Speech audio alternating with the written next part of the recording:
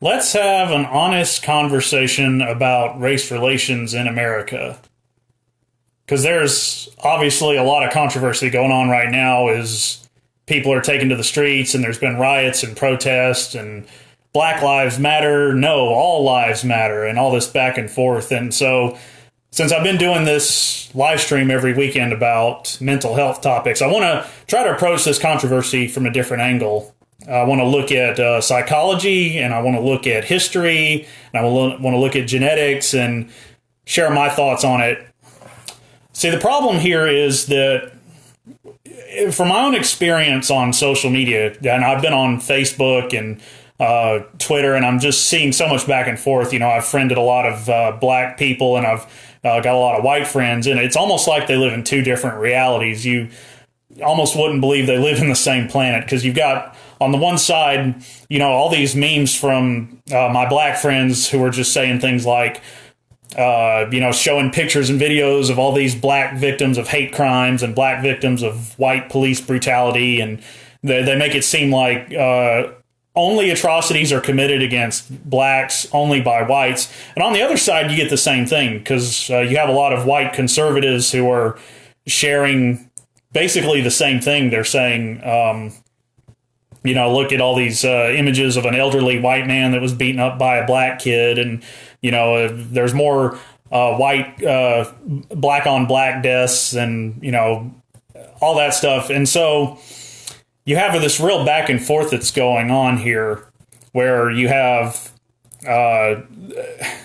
it's so divided and nobody's really coming together and having an honest conversation. And that's what I want to do here. I want to look past all that. Like this whole all lives matter versus Black Lives Matter. It's a useless debate, people. It's not getting us anywhere. And what we're doing is we're talking past one another. Nobody's actually sitting down and listening to each other and listening to each other's grievances. And there's a lot of people trying to win an argument. We want to win the debate. And that's, just part of how the human mind is wired. So I do believe that if we go by the thesis that I've started with in these previous live streams about mental health and about anxiety, depression, all these things, that the basic flaw in the human mind today is that only a few thousand years ago, we lived in the wilderness, and we were designed that way. We were designed to be hunter-gatherers, living off the land,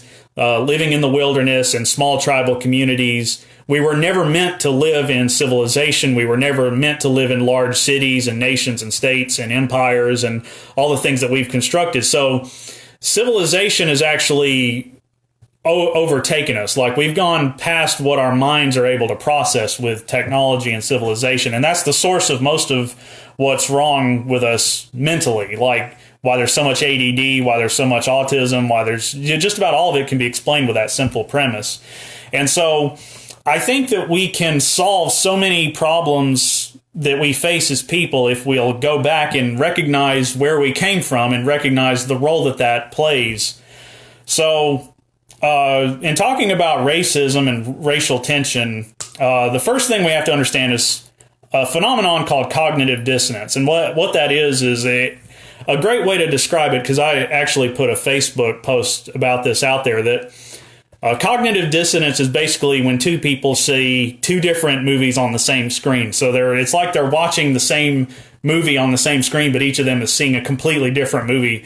And it's because everyone brings their own set of cognitive biases. So you could say, take a Donald Trump rally, and there could be two different people watching the same rally on TV. And one side is going to see just this glorious patriotic movement with all this, wonderful music and crowds cheering USA. And it's just a time to come together and, get excited. And then the other group could watch the exact same event on TV, and they're seeing a Nazi rally. They're seeing, swastikas everywhere and Hitler doing his salute and things like that. And it's amazing how do these people live on the same planet?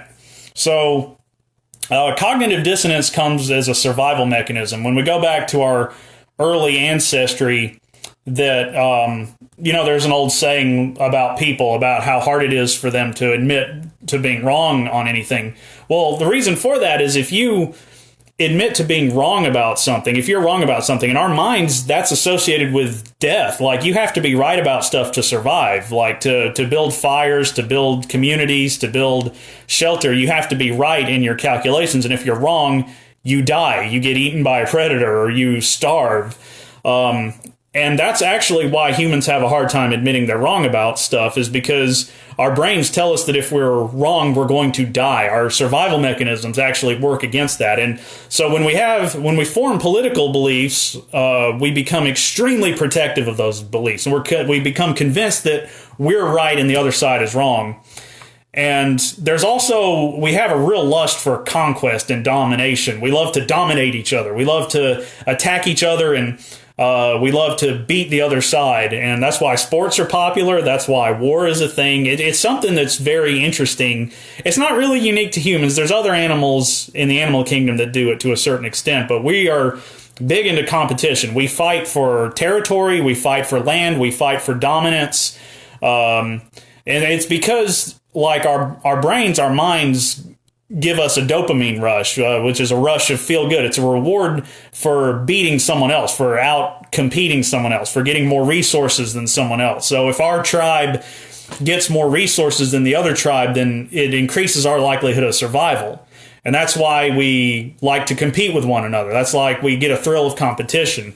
And that's basically what you're seeing. Like, when you watch two sports teams played out, when you watch a war take place, when you watch two sides actually go to armed conflict, or when you turn on the television, you're watching cable news and you're watching a debate show, and you got these two guys, you got the conservative on one side and the liberal on the other, and they're just yelling and screaming at each other, and you kind of know nobody ever wins those kind of debates, but they're just going back and forth about all this stuff. You're seeing two people actually fighting it out because they're trying to dominate each other. They're trying to increase in their minds or in their instincts their chances of their survival by conquest and domination. So humans, we like to conquer each other. We like to dominate one another.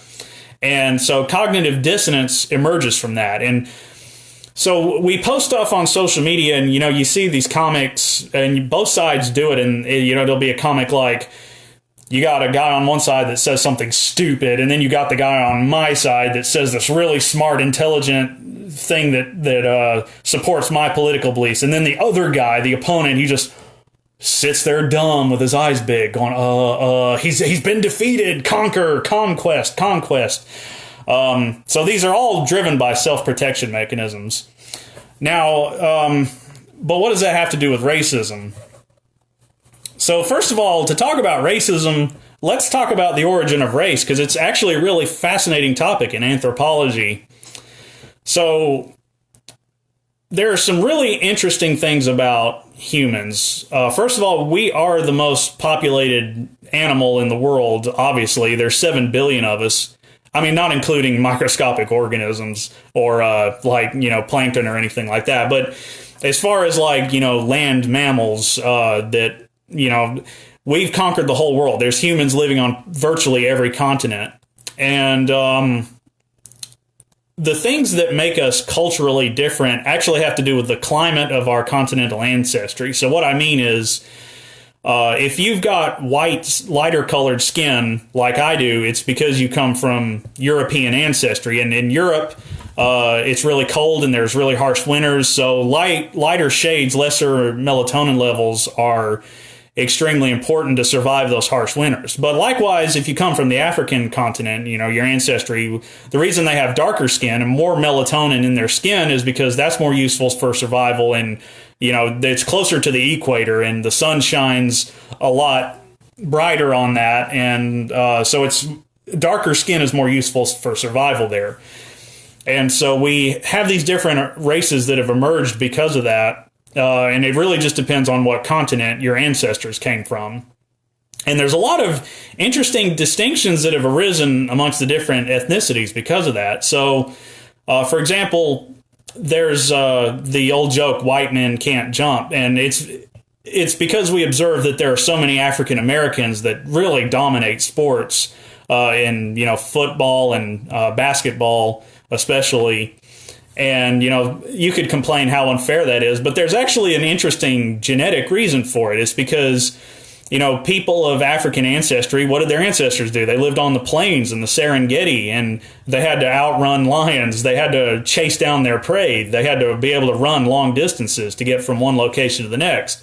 And so having these really powerful genes, Africa has the oldest human population in the world, and the older a human population gets, the more diverse it gets, obviously. So people of African heritage are actually much more genetically diverse than any other continent. And so it's kind of amazing to this day how good at athletics they are. And so, if you've got a basketball player, sure, there have been great white basketball players, but can you think of any that when they would jump could sail through the air the way Michael Jordan did? Now, so yeah, white people can't jump. But on the other hand,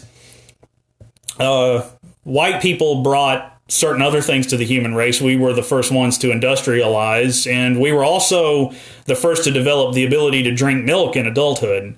And again, that goes to nothing to do with skin color whatsoever. It's all because of the continent of your ancestry. So on the European continent, there's not as much sunshine as in Africa, and it gets really cold and there's harsh winters. And so being able to drink milk in adulthood is a useful survival advantage because milk is really rich in vitamin D, and so it's like a liquid, but you can get a good food source. You can get a lot of calories from it, and so the ability to drink milk in adulthood is extremely useful for surviving long, harsh winters. So whites were the first to develop the ability to drink milk in adulthood, and that trait has not yet spread to the entire human population, although it has spread to most of it at this point.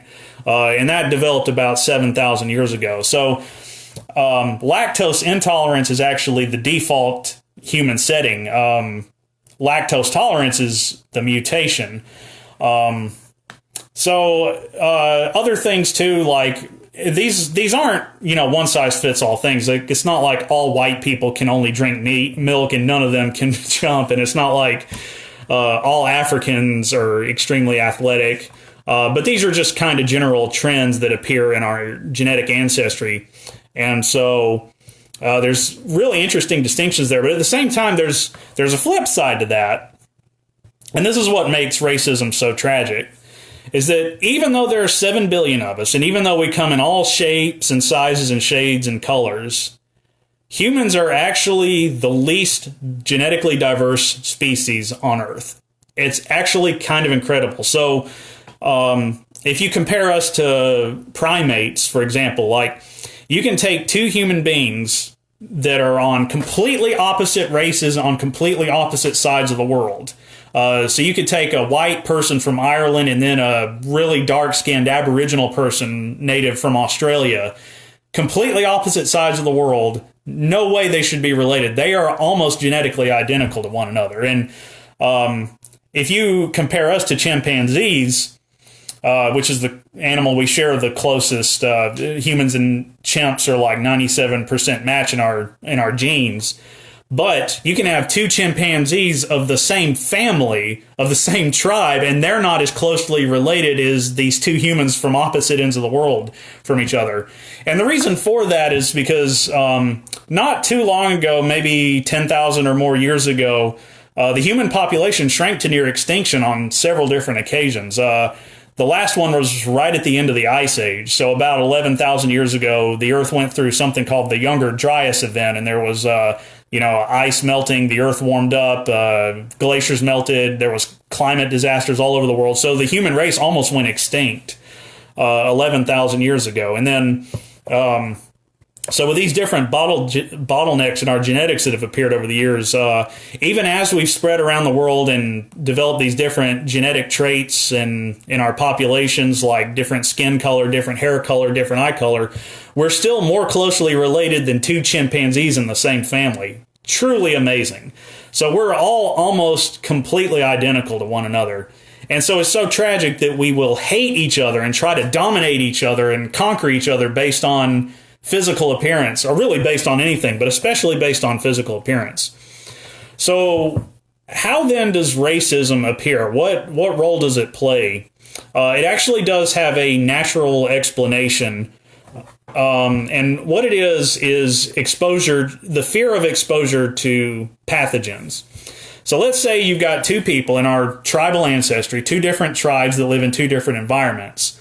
Because they're separate and they don't have any contact with one another, one of those tribes may develop an immunity to a certain pathogen, like a virus, for example.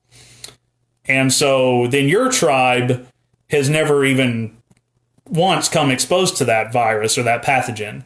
So if you come into contact and they expose you to that pathogen, you are very likely to die from it because your immune system never built up any response to it. And if you bring that back to your tribe, your entire tribe could be wiped out by that epidemic.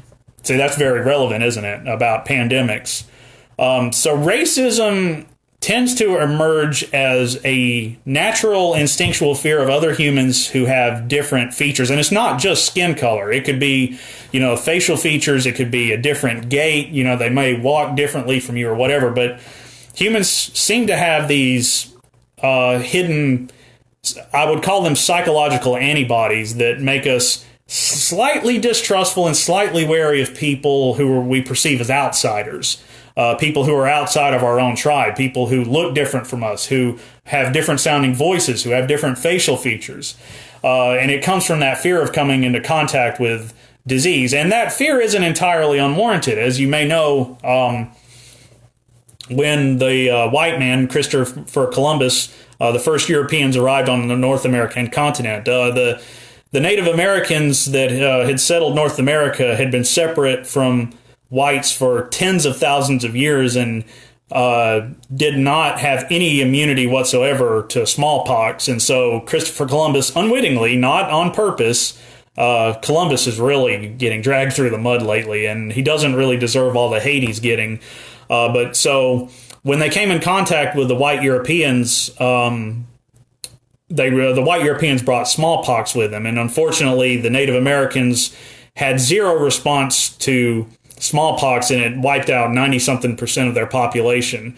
And that's unbelievably tragic, but it was inevitably going to happen. That's one that it's not entirely fair to blame the Europeans for, because Europe at the time was actually in a exploration race with Asia. And so the Asians were also had years of exploration, and the Asians had actually, smallpox arises from the domestication of animals. So having cattle and goats and sheep and bringing them into your home, that's where smallpox comes from. And so whites had come into contact with smallpox and had an immunity built up to it for tens of thousands of years.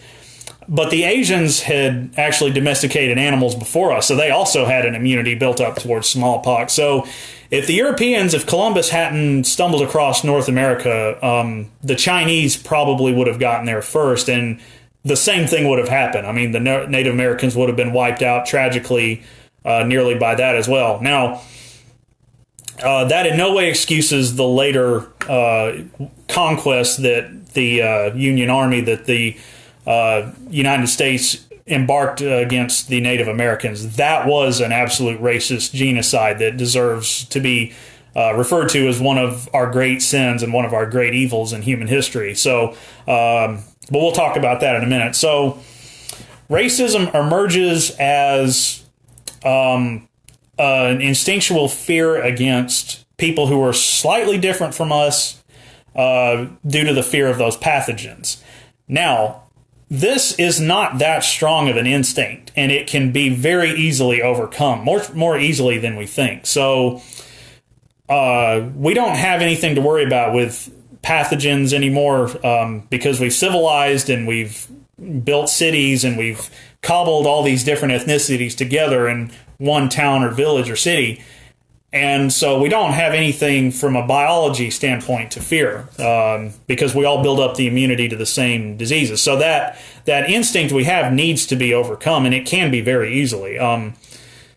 So if you expose your children to people of different ethnicities or different religions or different cultures, expose them at the earlier age, the better. That child will have a near zero chance of growing up to be racist, to hate other races. I mean, so if we can come together, really the simple thing is if we come together and we expose our children to one another and teach them to love and respect all people who are different. And this is something on every race. It's not just on whites or blacks or Asians or Hispanics or whoever. We all have to come together and teach our children. Children are the future, and teaching your children to love and respect the different races is the best antidote to racism. Absolutely, bar none. And so what is really the thing about the marches and the protests going on right now, and I hope nobody watching this mischaracterizes my point and says, you're saying that black lives don't matter. Yeah. No, I'm not saying that at all. Of course, black lives matter. That's not even a question to me. But the problem is we want change and we want it now. And that's kind of the product of a instant gratification generation. So for the past couple of decades, this generation has come up and we've got everything we could ever want at the snap of our fingers. You order a pizza, it's here in 15 minutes. You want instant food, microwave, it's ready in 2 minutes. Instant communication, here we are on my cell phone. Instant communication from around the world. So we're used to getting everything we want immediately. And this generation is unprepared for long wars or long fights or long changes. But the problem with racism, and we're going to talk about how systemic racism has emerged in the United States in American history. It didn't happen overnight, and it's not going to go away overnight. And I hate to say that. I hate to be the bearer of bad news. So the problem is we're wanting an instant fix. We want to go out into the streets and protest and march and wave signs, and but what they seem to want is for some lawmaker in Washington, D.C. to just wave a wand and pass a new law and poof, racism will be gone. So, if there's systemic racism that's targeting African Americans and, blacks are being unfairly targeted by police, well, pass a law and it'll be gone. And it's not going to work that way. I'm sorry, but change takes time and it takes generations, and it starts with your children. So it would be much more effective to actually go to our children and teach them to love and respect each other. And so there's all this back and forth between whites and blacks right now about systemic racism. Is it even a thing? To the blacks, they look at that and they say it's obvious. It's obvious that systemic racism is a thing. Look at it on the news. All these young African American men are being unfairly targeted and harassed and shot and killed by the police. And then the whites, they turn around and say, well, we need to see statistics to make sure that's really the case. And but both of them are mistaken in assuming that there's some kind of instant fix for that. Systemic racism can, whether or not it is real or exists, even if it is, the best antidote to it would be to start educating our children about love and tolerance and respect.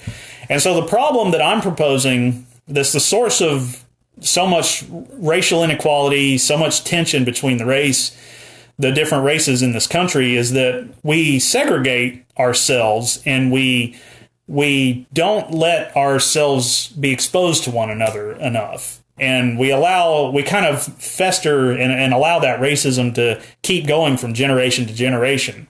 And we haven't just done it on our own. There's been a whole lot of laws and a whole lot of systems put in place that have made sure of that. So in American history,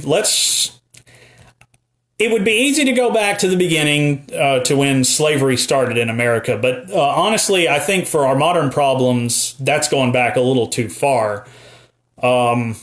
So, the slave trade existed. There was two slave trades, actually. There was the Arabic slave trade. So Arabs actually started enslaving black African captives and marching them across the desert, whereas the Europeans captured them and sailed them across the ocean. And so slavery existed in America. It caught off more in the South than in the North because the South has a better climate for agriculture and working outdoors, whereas the North was more industrialized. And that obviously led to the division, that led to the conflict of slavery.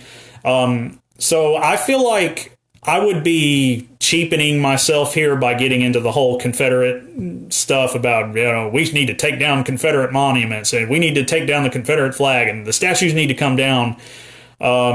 And that is such a controversial issue. And I'm not even going to begin to address that. Other than to say that The Confederate flag that we think is the Confederate flag actually was not the Confederate flag. The Confederate flag was completely different from the classic stars and bars. That flag most closely resembles the flag of the Army of Northern Virginia, which was flown by Robert E. Lee's army. But even that didn't exactly look like the Confederate flag we have today. That flag didn't exist till after the Civil War. So make of that what you will.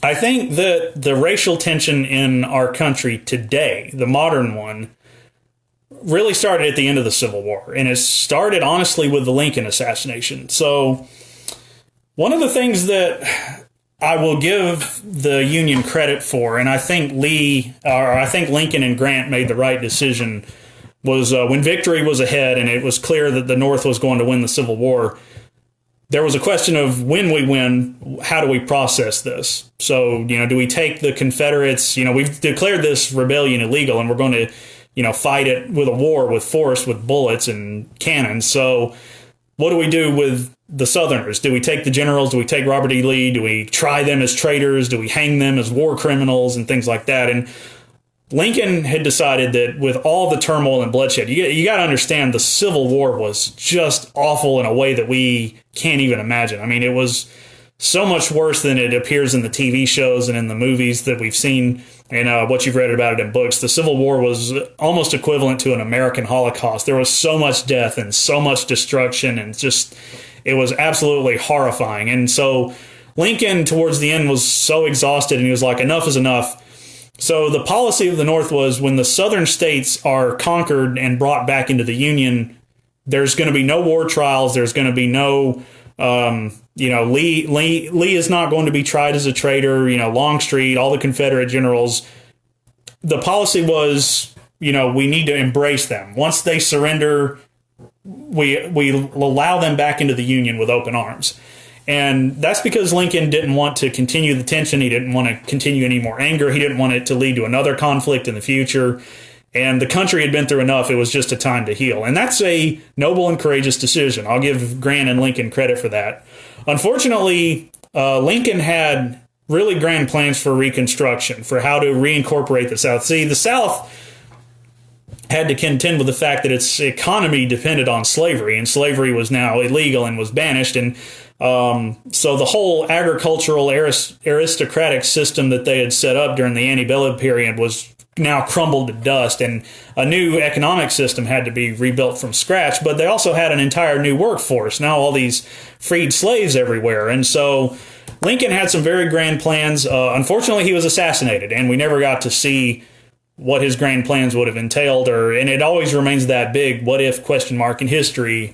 If we had gone with Lincoln's plan of Reconstruction, if things would have turned out differently from how they did. Now, one of Lincoln's big, I would say it was a smart strategic thing that he did at the time, but it ended up being a mistake in a way he couldn't have foreseen. To win re-election, Lincoln had actually brought a Southern Democrat on his ticket as his vice president to run with him, and his name was Andrew Johnson. And when Lincoln was assassinated, Johnson became president right at the end of the Civil War.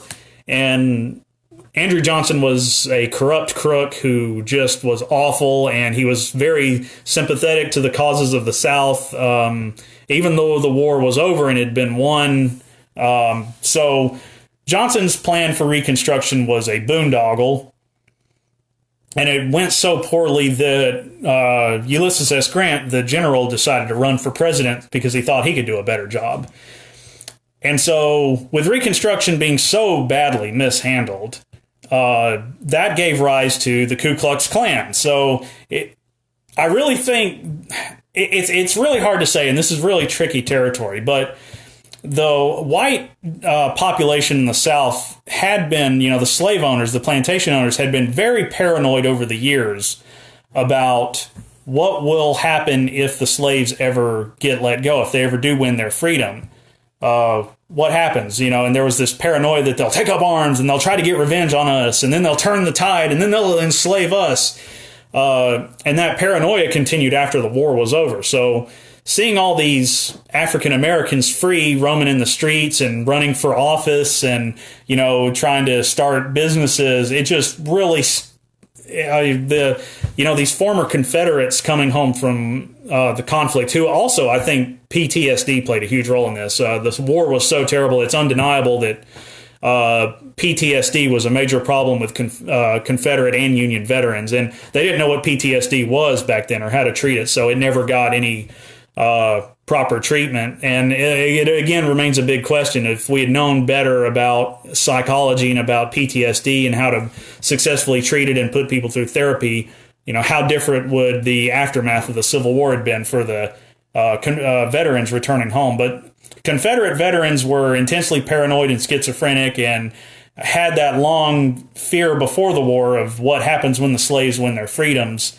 And so seeing the freed slaves now was definitely just not something they liked very much. And so that led, again, to the formation of the Ku Klux Klan, which was primarily Confederate veterans. And again, veterans returning from war, when they don't get proper treatment, tend to start doing terrible things, because it's really hard, if you've been overseas getting shot at and seeing your friends get blown to smithereens, to just sit in a rocking chair.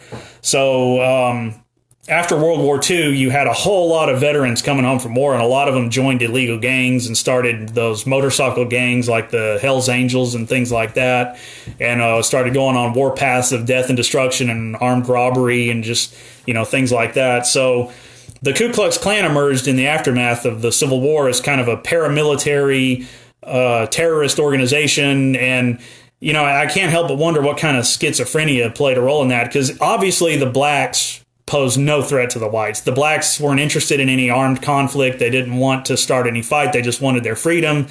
They wanted to be successful business owners. They wanted to read. They wanted education. And so clearly they posed no threat to the white man. But so President Grant, after the war, when he took office, he said this Ku Klux Klan is becoming a major problem. And so we need to do something about it. So Grant actually sent the Union Army back into the South with actual military tactics to disarm and disband the Ku Klux Klan. And it worked. So the first wave of the Ku Klux Klan arose, and Grant actually put a stop to it. And he was able to stamp them out almost completely. So the Ku Klux Klan leaders across the South were forcibly arrested. They were actually tried for the lynchings and for the terrorist acts against the African American community that they had committed. And he almost stomped them out. But the problem with Grant was, and Grant gets a lot of flack for being, one of the most corrupt presidents in history, but Grant wasn't a politician. He was a military man. He was a general. And unfortunately, he didn't really know how to play the political game as well as Lincoln had. So under his watch, the nation was very war weary, and the idea of sending troops into the South to fight the Ku Klux Klan had created a lot of fears of another civil war starting.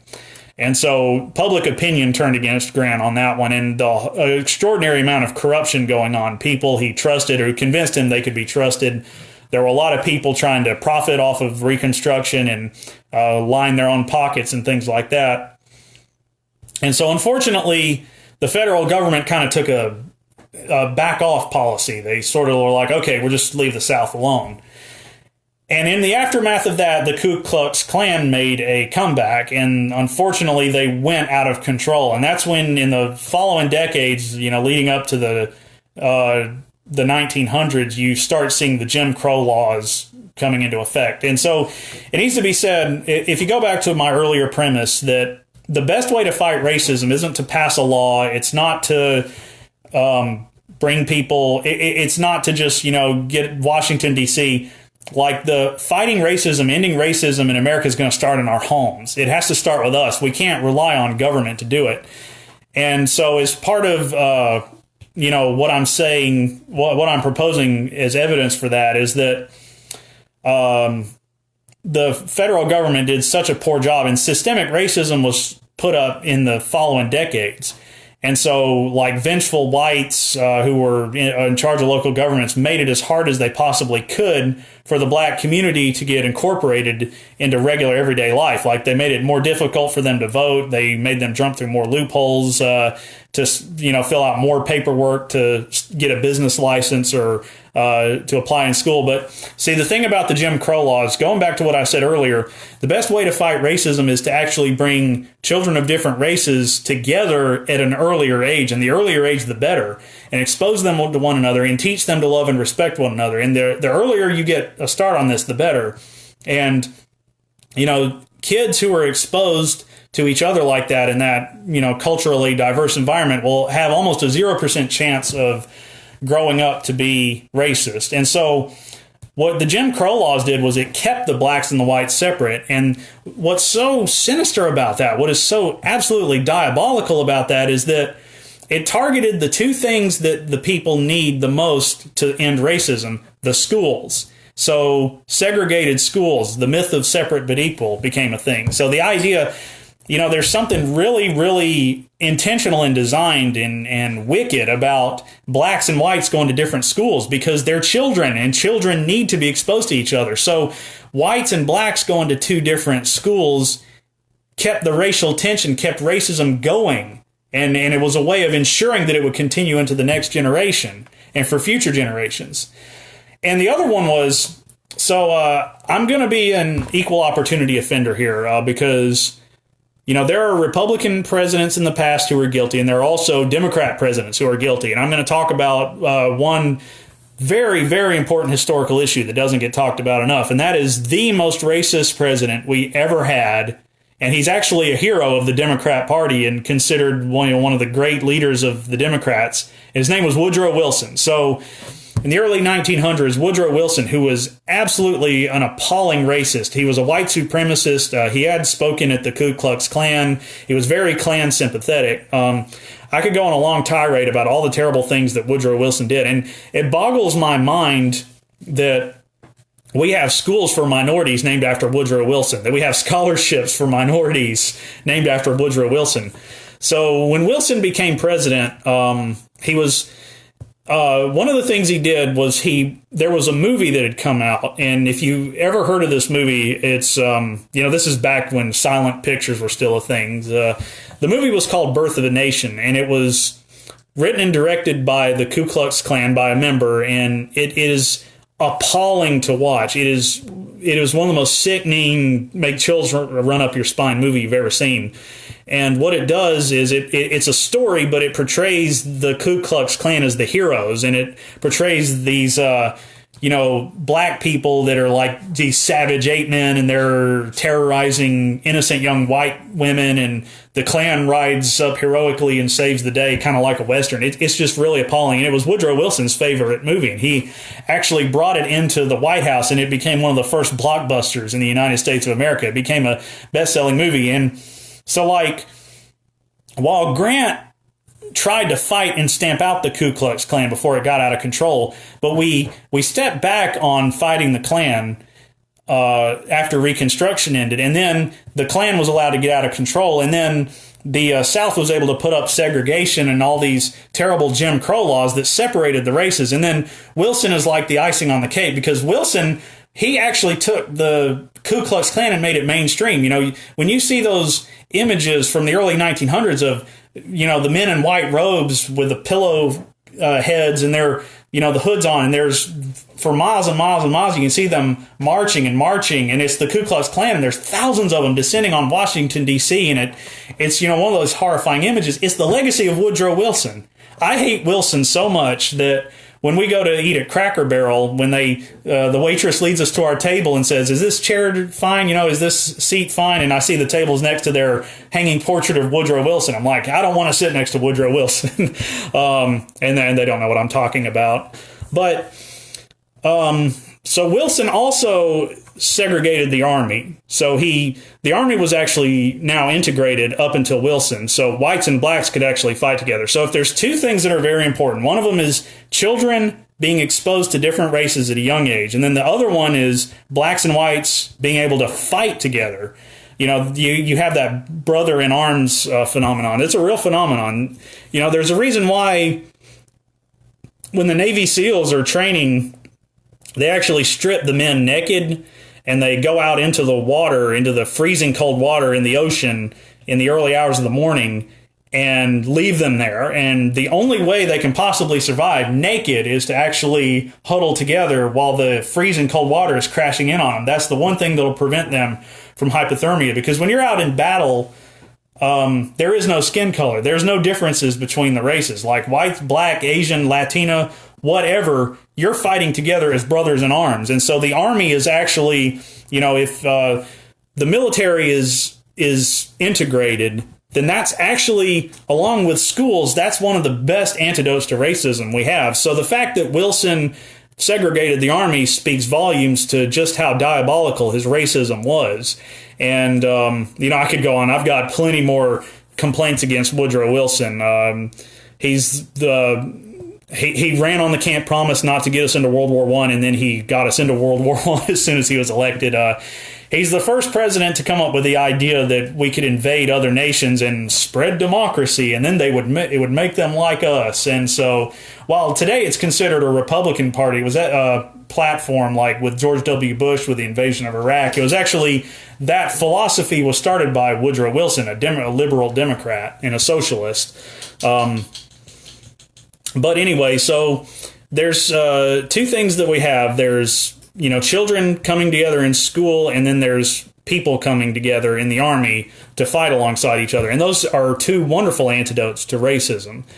And it is within our reach today. So segregation ended in the 1960s with the Civil Rights Act. And I know I was saying earlier we need to stop waiting for laws, but the Civil Rights Act was obviously very sweeping, transformative legislation, but it didn't come from an instant demand. I mean, if you can look at the two people of the time, you can compare Malcolm X with Martin Luther King Jr. And, Malcolm X wasn't really for violence per se, but he was more sympathetic towards it than King was. And King was an absolute pacifist. King said the only way we will ever be able to change is through peaceful protest and demonstrations. And he swore up and down, no matter what, even in the face of gunfire, he would remain committed to nonviolence. And his legacy has lasted longer than Malcolm X's did. And his legacy, look at how it's continuing on to this very day. And so we view Martin Luther King Jr. as one of the great leaders of the civil rights movement. It's because he understood some basic ideas about that. There's actually, you may have heard of this guy. It's a African-American gentleman named Daryl Davis, who has actually gone to Ku Klux Klan rallies and actually convinced white people to leave the Ku Klux Klan. And the way he's done that is by just getting to know them. Because the thing is, because of segregation, the South became much more culturally divided. And, these cultural divides they get perpetuated from generation to generation. So if you have whites and black kids going to different schools, when they grow up, they're naturally going to want to stay away from each other. They're naturally going to want to eat at different restaurants and sit at different tables.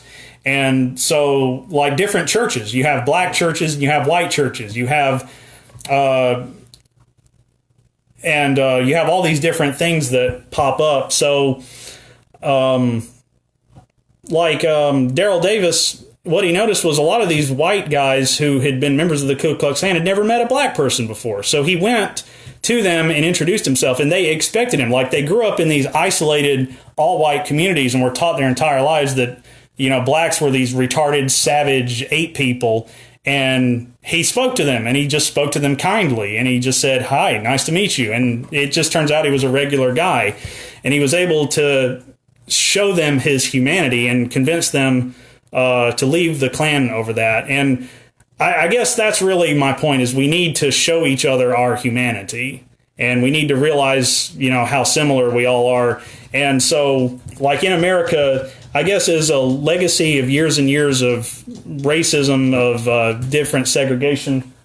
My dog's actually behind me scratching himself, in case you heard that.